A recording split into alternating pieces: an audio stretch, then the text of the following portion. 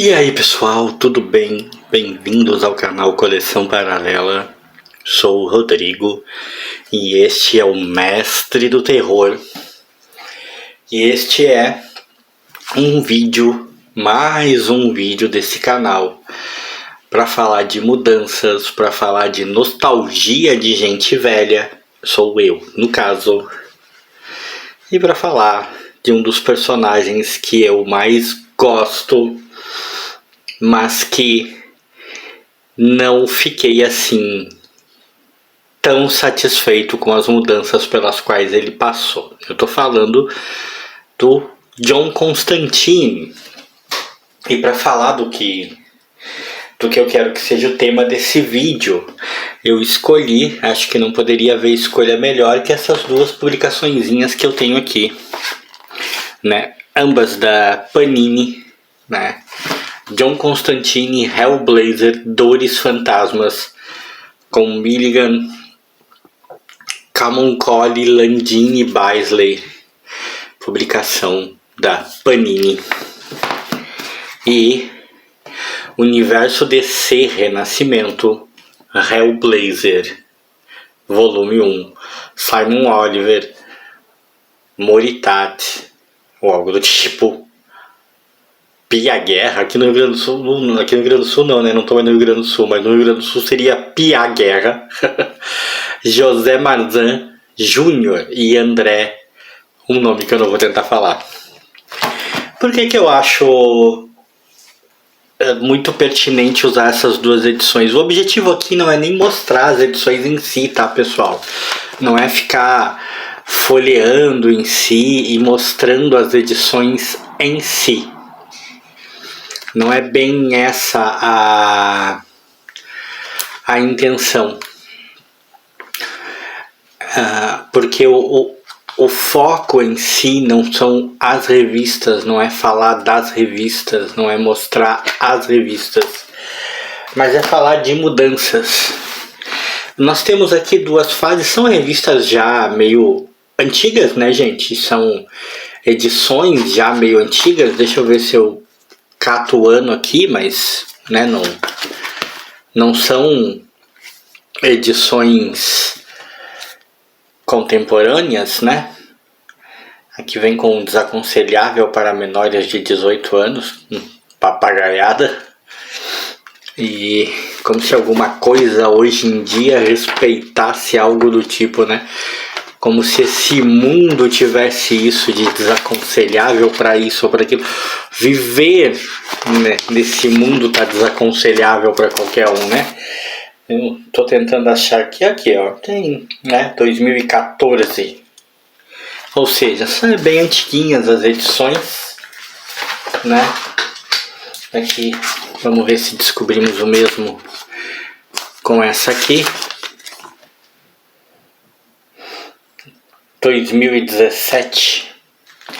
Não há tanta diferença entre elas, mas elas servem ao propósito porque as edições do Constantine que eu acompanhei antes disso e que eu acompanhei mesmo, que eu li com bastante entusiasmo e tal, todas datavam de muito antes disso, da época da Vertigo da Abril, que eu tenho até hoje algum material aí, né? A Vertigo da Abril. Tem um vídeo no canal também falando da revista Vertigo e suas mutações, quando ela passou a ter um outro formato aí e tal. Se não me engano, tem um vídeo no canal. Eu digo se não me engano, gente, porque é tanto vídeo e às vezes você pode até perder a noção, né? É um vídeo que você quer fazer e você acha que você já fez, mas se não me engano tem. Se não tem, terá, mas tem. E é até um vídeo que de certa maneira é parecido com ele, porque eu lembro, eu falo bastante do Constantine naquele vídeo, porque ele tá sempre muito presente, né? Sempre teve muito presente nas coisas do selo Vertigo. Vem mais pra cá, mestre. A questão é, aquele material que eu lia do selo Vertigo da Abril tem uma diferença gritante para este material aqui, pelo menos aos meus olhos.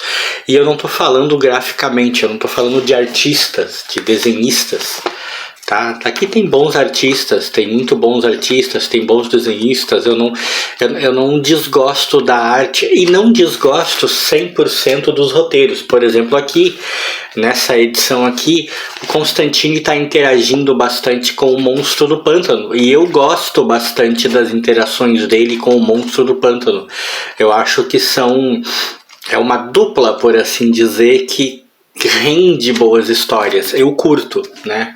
E nessa daqui, Dores Fantasmas, eu gosto um pouco menos, por assim dizer, né? Ou se a gente for considerar, eu gosto bastante menos, né? Mas ainda tem algumas coisas que dá para se aproveitar. Mas qual é a maior diferença que eu vejo daquele Constantine para esse? Né? E foi por aqui que eu parei, tá, gente? Eu não procurei acompanhar mais. Alguém pode me dizer, você perdeu muita coisa, hoje em dia tá muito melhor, não sei o que. Pode ser, e pode ser que algum dia eu compre algum material para tentar confirmar isso, né? Ou pode ser que seja apenas aos olhos de quem falar isso, que tá melhor. Mas a questão para mim é, o Constantine daquela época, o Constantine que eu acompanhei na Abril, tinha aventuras com roteiros muito mais bem construídos e com roteiros que não aliviavam no horror, na tensão, eram roteiros pesados, havia muita tensão, havia muito horror, havia muito medo, né, nas histórias, só que carregadas de um certo lirismo, de um ar de magia, de bruxaria, de um ar místico, né? O misticismo, né? Aquele ar místico dominava tudo, dava o tom de tudo. O Constantine realmente parecia muito mais o mago, o bruxo, se você preferir, que ele sempre se dispôs a ser. Nessas novas, hoje já não tão novas assim, aventuras do Constantine, nós temos um personagem muito mais pueril, minha opinião, tá? Com aventuras muito mais físicas. O Constantine deixou de ser um horror místico, né, assustador, né, cheio de suspense, para se tornar uma espécie de horror brutal, né, físico.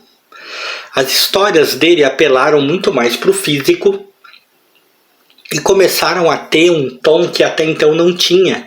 Porque essa é uma curiosidade. Eu tô sempre falando aqui daquela questão do terror heroístico da Marvel e da DC. Quem acompanha o canal há algum tempo me ouve falar muito disso, né? Que as revistas de terror antigas, oriundas da Marvel e da DC, nada tinham de terror. O Constantine das antigas tinha muito de terror real, né? Tinha muito, histórias como de Newcastle e outras tantas, histórias pesadas com um horror real. Esse Constantine aqui começou a ter histórias muito mais super-heroísticas, com aquela pegada super-heroística, só que num verniz carregado de brutalidade, né? O elemento místico, o elemento mágico, o elemento sobrenatural está presente.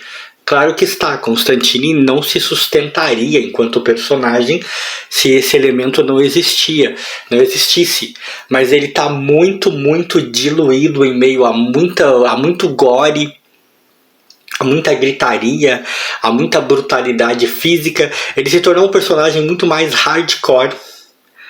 Isso nem sempre é bom. Eu, por exemplo, sou um fã de filmes de terror incondicional, sou um fã do trash, do gore de maneira absoluta, adoro, mas tudo tem seu momento e tudo tem seu lugar. Quando eu vou ler um quadrinho de um personagem como Constantine, em que eu aprendi a ver tendo roteiros enormemente bem elaborados e assustadores, que me causavam tensão, né, que muitas vezes mais insinuavam do que mostravam e ainda assim conseguiam chocar, e começo a ver esse Constantine com aventuras muito mais próximas dos super-heróis e que precisa necessariamente dessa questão muito mais física e brutal para se sustentar, os roteiros começam a cair.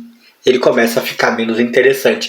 É tanto que é uma ironia eu dizer que gosto das interações dele com o Monstro do Pântano, porque eu comecei a ler Constantine interagindo com o Monstro do Pântano na época da revistinha do Monstro do Pântano, né?